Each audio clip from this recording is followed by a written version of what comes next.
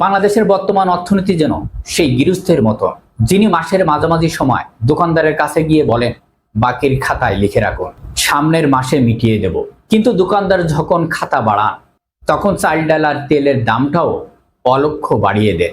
আন্তর্জাতিক মুদ্রা তহবিল IMF এর সঙ্গে বাংলাদেশের সম্পর্কটা ঠিক এখন এমন এক জটিল সন্ধিক্ষণে দাঁড়িয়ে। কেন আজ ঋণের জন্য দাঁড়ে দাঁড়ে ঘুরছে বাংলাদেশ? কেন বারবার IMF এর সত্যের কাছে আমাদের মাথা নত করতে হচ্ছে? আজ আমরা তালাশ করব ঋণের এই অথল গভীরের প্রকৃত রহস্য। গল্পটা শুরু হয়েছিল 2023 সালে। অভাবে তাড়না নয়, বরং বৈদেশিক মুদ্রা রিজার্ভ রক্ষা এবং অর্থনৈতিক স্থিতিশীলতার দোহাই দিয়ে তৎকালীন সরকারের IMF এর কাছে $4.7 বিলিয়ন ঋণের আবেদন করে। আর এরপর 2024 সালের রাজনৈতিক পট পরিবর্তন এবং অন্তর্বর্তী সরকারের দায়িত্ব গ্রহণের পর সেই ঋণ অঙ্ক আরও $800 বিলিয়ন বাড়িয়ে দেওয়া হয়। কিন্তু নাটকের আসল দৃশ্য শুরু হয় যখন দেখা যায় চলমান ঋণের কিস্তি ছাড় করাতেই নাবিশ্বাস উঠছে সরকারের। ওয়াশিংটনের দফায় দফায় বৈঠক করেও ডলারের বিমান এখনো ঢাকার মাটিতে নামেনি, অথচ এর মধ্যে নতুন করে আরও $2 বিলিয়ন ঋণের প্রস্তাব দিয়েছে বাংলাদেশ সরকার।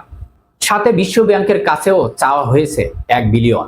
প্রশ্ন উঠছে, পুরনো ঋণের জট না খুলতেই কেন এই নতুন ঋণের জন্য হাহাকার? অর্থনীতিবিদদের মতে এই ঋণের পিছনে বড় এক অনুঘটক হলো আন্তর্জাতিক জ্বালানি বাজার। ইরান ইসরায়েলের উত্তেজনা আর বিশ্ব রাজনীতির মারপ্যাচের জ্বালানির আমদানির অতিরিক্ত প্রায় $3 বিলিয়ন গুনতি হচ্ছে বাংলাদেশকে। সরকার রিজার্ভে হাত দিতে ভয় পাচ্ছে, কারণ রিজার্ভ কমলে ডলারের বাজার আরও অস্থির হবে, যার চূড়ান্ত ফল মানুষের পকেট কাটা। সিপিডি এর ডক্টর মোস্তাফিজুর রহমান এবং বিশ্ব ব্যাংকের সাবেক অর্থনীতিবিদ জাহিদ হোসেনের মতে এই ঋণের অর্থ দিয়ে সরকার মূলত সাময়িক স্বস্তি খুঁজছে। কিন্তু প্রশ্ন থেকে যায়, ঋণ তো কোনো আসমানি রহমত নয়। ঋণ মানেই আজকের অভাব মেটাতে আগামীর আয় বন্ধক রাখা।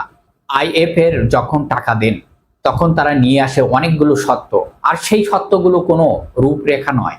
তাদের সোজা সাপটা কথা, ভর্তুকি কমাও, কর বাড়াও, আর ব্যাংকিং খাতে শৃঙ্খলা আনো। শুনতে খুব প্রশাসনিক মনে হলেও এই বাংলার অনুবাদ সাধারণ মানুষের কাছে অত্যন্ত ভয়াবহ। ভর্তুকি কমানো মানেই বিদ্যুতের দাম বৃদ্ধি, গ্যাসের দাম বৃদ্ধি এবং জ্বালানি তেলের মূল্য বৃদ্ধি। আর যখন জ্বালানির দাম বাড়ে, আর তখন ট্রাক ভাড়া থেকে শুরু করে ক্ষেতের সেচ সবকিছু খরচ বেড়ে যায়। ফলে বাজারে চাল ডাল পেঁয়াজ সব যেন সাধারণ মানুষের নাগালের বাইরে চলে যাবার প্রতিযোগিতায় নামে। তবে IMF এর সব সত্য কি খারাপ? বিশেষজ্ঞরা বলছেন, তাদের চাপ যদি ব্যাংকিং খাতে লুটপাট কমে, রিজার্ভের হিসাব স্বচ্ছ হয় এবং কর ফাঁকিবাজদের ধরা যায়, তবে তা দীর্ঘমেয়াদে দেশের জন্য মঙ্গল।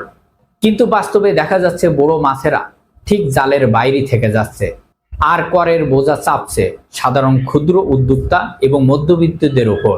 যদি এমন প্রকল্প ব্যয় হয়, সেখান থেকে কোনো আয় আসবে না, তবে সেই ঋণের বোঝা টানতে হবে আমাদের ভবিষ্যৎ প্রজন্মকে। ঋণ করা মানেই নিজের স্বাধীনতা অন্যর হাতে তুলে দেওয়া। IMF কোনো বন্ধু নয়, বরং এক কড়া স্বভাবের মহাজন। তারা টাকা দেয় ঠিকই, কিন্তু বিনিময়ে সংসারের হাড়ির খবর নিতে চায়। বাংলাদেশের জন্য এখন আসল চ্যালেঞ্জ শুধু ঋণ নেওয়া নয়, বরং সেই ঋণ কিভাবে খরচ হচ্ছে তার স্বচ্ছ নিশ্চিত করা।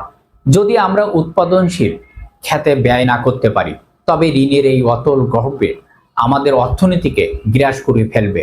সতর্ক হওয়ার সময় এখন, কারণ ঋণ শৃঙ্খলা একবার পায়ে পড়লে তা খোলা খুব কঠিন। আপনাদের কি মনে হয়, এই ঋণ থেকে বাঁচার আমাদের কোনো উপায় আছে? অবশ্যই কমেন্ট করে জানাবেন।